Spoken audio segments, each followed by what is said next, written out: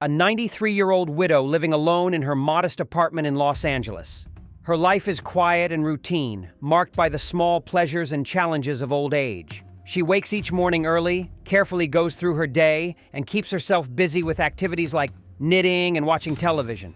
Thelma's independence is clear. Despite her age, she prefers to manage her life without too much help, determined to live on her own terms. Her apartment is cozy, filled with memories of a long life lived.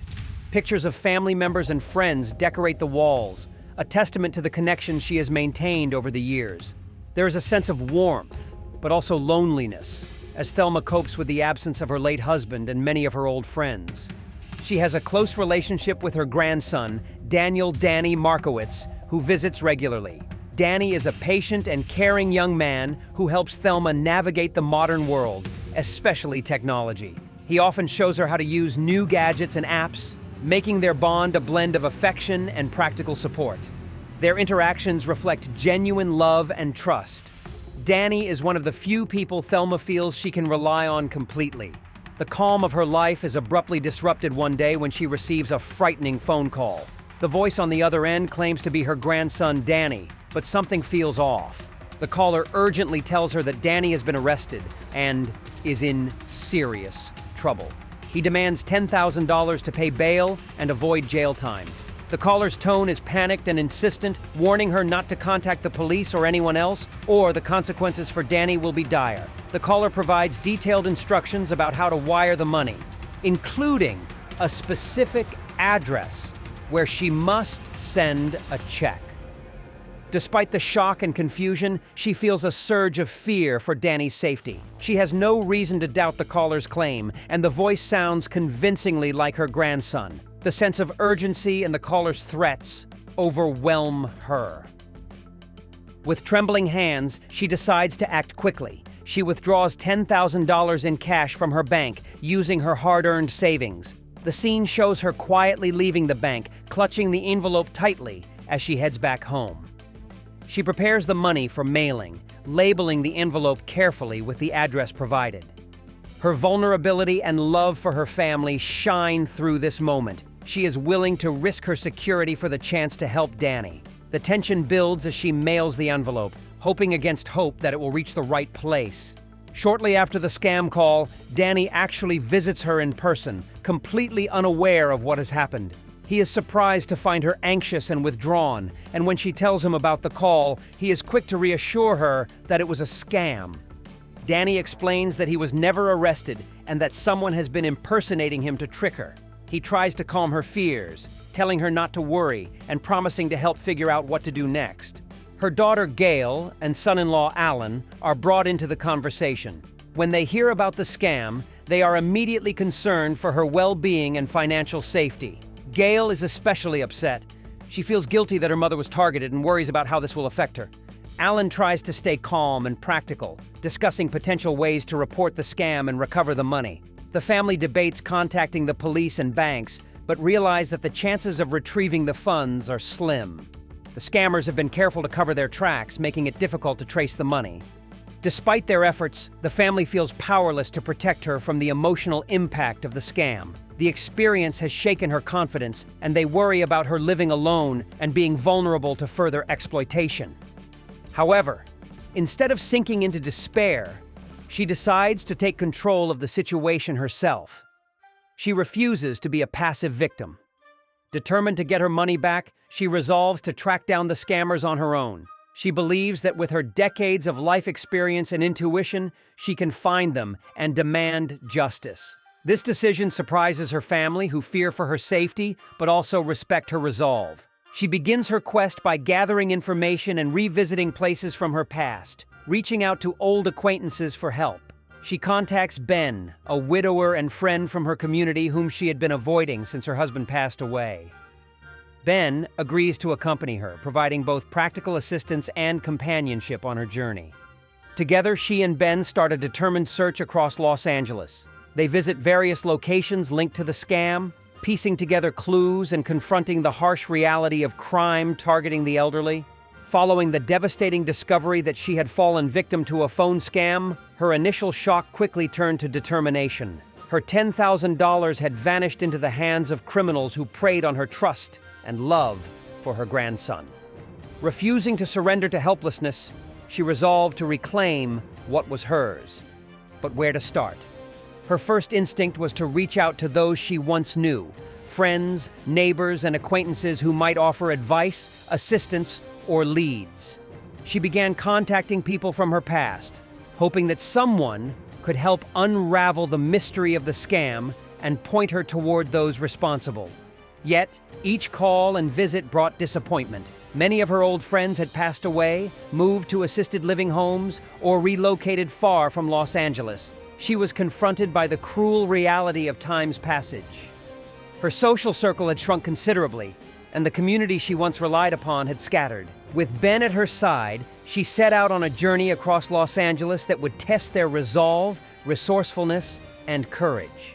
Ben had recently acquired an expensive two-person scooter, a sleek modern vehicle designed for comfort and ease of travel. The scooter symbolized independence and freedom, something she clung to desperately. They mounted the scooter together, she gripping the handles with a mix of excitement and apprehension, and Ben navigating through the busy city streets. Their trip was punctuated by moments of humor, nostalgia, and candid conversations that revealed the depth of their friendship and the years of history between them. Their first stop was the home of Mona, an elderly acquaintance who lived in a quaint neighborhood. Mona was known in the community for her sharp wit and extensive knowledge of local happenings. She hoped Mona might have information about the scam or the people behind it. At Mona's house, the trio shared stories over cups of tea. Mona listened intently as she described the scam and the details of the money transfer. Mona nodded thoughtfully and mentioned a rundown antique store in the area that had recently become suspicious, a place where various questionable dealings were rumored to occur. Encouraged by Mona's tip, she and Ben made their way to the antique store. From the outside, the store appeared dilapidated and neglected, with faded signage and dusty windows. It was the kind of place that drew little attention and blended into the urban landscape. A perfect hideout for those who wished to operate in the shadows. Her heart pounded as she entered the store. The atmosphere inside was dim and cluttered, filled with relics and curiosities from bygone eras. The air smelled of old wood and forgotten memories. As she moved through the aisles, she felt a mixture of apprehension and resolve. In the back room, she spotted two men, Harvey, the owner of the store, and his grandson, Michael. They were engaged in what appeared to be a financial transaction involving stacks of envelopes and documents. Her intuition told her she had found the right place. Steeling herself, she approached Harvey and Michael, demanding her money back. Harvey responded with hostility and denial, refusing to return the funds and insisting that the business was legitimate. Michael, younger and less confident, seemed uneasy, but did not intervene. The tension in the room escalated as she stood her ground, unwavering in her demand. She realized that words alone would not suffice. Thelma reached into her purse and produced Mona's gun, a small but formidable weapon that had been passed down to her. Pointing the gun at Harvey, Thelma asserted control over the situation. The sudden appearance of the firearm stunned Harvey and Michael, who quickly realized the seriousness of the encounter. Ben stood guard at the door, ready to intervene if necessary. Thelma then called Danny on her cell phone, urgently seeking his assistance in navigating the complex banking system to recover the stolen funds. Danny guided her step by step through transferring the money back, his voice steady and reassuring. Meanwhile, Michael, overwhelmed by the unfolding drama, attempted to escape but was stopped by Ben. The grandson's betrayal of his grandfather became evident as he abandoned Harvey, leaving the older man to face Thelma's resolve alone. Once the transfer was complete, Thelma decided to leave Harvey a portion of the money, $500, as a symbolic gesture. She admonished Harvey for his greed and exploitation, making it clear that his actions had consequences beyond the financial loss. To ensure that Harvey could not continue his fraudulent schemes, Thelma took a decisive step. She shot his computer, destroying the device used to orchestrate the scam. The sound of the gunshot echoed through the store, signaling the end of the confrontation and a reclaiming of power by Thelma. After her intense and challenging quest to recover the $10,000 stolen from her by scammers, she returned home with a quiet sense of accomplishment and renewed spirit. Her face, though lined with the marks of time and experience, bore a glow of satisfaction. A woman who had faced adversity head-on and reclaimed what was hers. Her daughter Gail was the first to see her, her expression a complex blend of pride and worry. Gail had feared for her mother's safety during her self-imposed mission, worried she might have put herself in danger. Yet now, seeing her mother's determined eyes and calm demeanor, she recognized the strength that had driven her forward. Alan, Gail's husband, was more reserved, his practical mind grappling with the reality of what she had done. He expressed cautious admiration but remained concerned about the risks she had taken. The family gathered together in the living room, where she recounted the story of her confrontation with the scammers, the involvement of Ben, and the final showdown at the antique store. Danny, her devoted grandson, listened intently. His respect for her deepened as he realized the extent of her courage and resilience.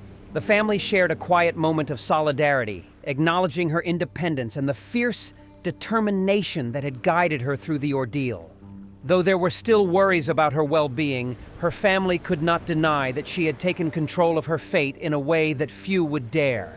This realization brought a renewed appreciation for her vitality and spirit, despite the inevitable challenges of aging.